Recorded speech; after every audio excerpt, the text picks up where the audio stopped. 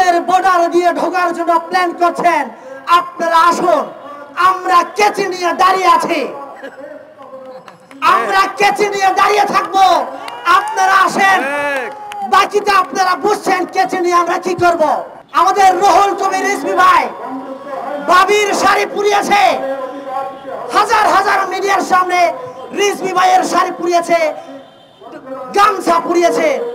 আমরা তাহলে এটা কি একটা এক্সাম্পল হিসেবে, উদাহরণ হিসেবে আমরা কি তার এই অনুসরণ আমরা করতে পারি না?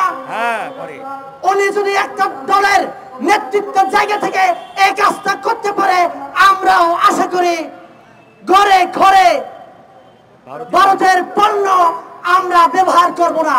ভারতের শুভেন্দু অধিকারীকে ধন্যবাদ দিতে চাই। ভারত আমাদের নামে প্রপাগান্ডা ছড়িয়ে আমাদের অনেক ক্ষতি হয়েছে না ভাই, আমাদের অনেক লাভও হয়েছে। কিভাবে? এক চিন্ময়কে ধরে যেভাবে ভারত প্রপাগান্ডা ছড়িয়েছে, এই এক চিন্ময়ের জন্য আমরা হিন্দু, বৌদ্ধ, খ্রিস্টান, মুসলমান আমরা সবাই এক হয়ে এক কাতারে একযোগে ভারতের আগ্রাসনের বিরুদ্ধে কথা বলার মঞ্চ তৈরি করে দিয়েছে। এই জন্য আমি ভারতের শুভেন্দু অধিকারীকে ধন্যবাদ দিতে চাই। আপনারা জানেন আজকেও আমাদের ভারতের, আমাদের বাংলাদেশের বর্ডারে আমাদের বাংলাদেশি নাগরিককে গুলি করে হত্যা করেছে। আমরা আওয়াজ করে আছে, ওদের টনক নড়ছে না। টনক নড়বে কবে? টনক নাড়িয়ে দিতে হবে আমাদেরকে। আমরা যদি টনক নাড়িয়ে দিতে না পারি, তাহলে ভারত আমাদেরকে অমানুষ মনে করে রেখেছে। একটা কথা আমি বলে দিতে চাই, আপনারা আমাদের বর্ডার দিয়ে ঢোকার জন্য প্ল্যান করছেন, আপনারা আসুন। আমরা কেচি নিয়ে দাঁড়িয়ে আছি, আমরা কেচি নিয়ে দাঁড়িয়ে থাকবো। আপনারা আসেন, বাকিটা আপনারা বুঝছেন কেচি নিয়ে আমরা কি করব। আমি বলে দিলাম না, বুঝে নিয়েন। সাবধান হয়ে যান ভাই, সময় থাকতে ভালো হয়ে যান।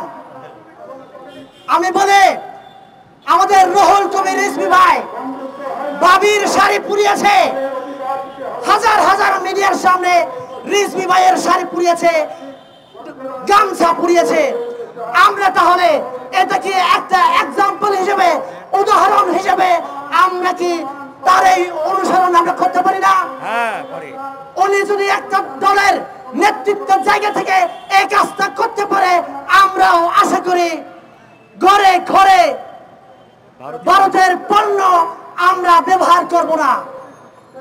বাংলাদেশের পানি আছে, আপনি কিনলে না খেলে কি হবে? আপনি কিনলে কিনে খান ভারতের পণ্য, আপনি খাবেন না ভারতের পণ্য, খাবেন না বাংলাদেশের পণ্য খান। এরপরে আমি বলছি, আমাদের ঢাকা ইউনিভার্সিটির প্রতিষ্ঠাতা সলিমুল্লাহ খান, আপনারা সকলে জানেন, এরকম বিখ্যাত বিখ্যাত লোকের কথা আমাদের বাংলাদেশের ইতিহাসে আছে, কিন্তু আমরা কজন তাদের কথা জানি? আমরা কজন জানি? আমাদেরকে তাদের কথা বলতে হবে, তাদেরকে আপনারা মিডিয়ায় বলেন। আমি দেখলাম যারা কিনা মিডিয়াতে টক শোতে যায়, ওরা ভারতের বিরুদ্ধে কথা বলার জন্য সাহস করেন না। বিবিসি থেকে শুরু করে সব চ্যানেলের টক শো আমি দেখছি, যারা টক শোতে যাচ্ছে এমন বক্তাকে নিয়ে যাবেন যারা কিনা ভারতের বিরুদ্ধে চোখ রাঙিয়ে কথা বলার জন্য সাহস থাকে। এমন বক্তাদেরকে নিয়ে যাবেন না যারা কিনা ভারতের দাবিদারি করে, ভারতের পক্ষে কথা বলে, ভারতের পক্ষে কথা বলে, মিন মিন করে কথা বলে।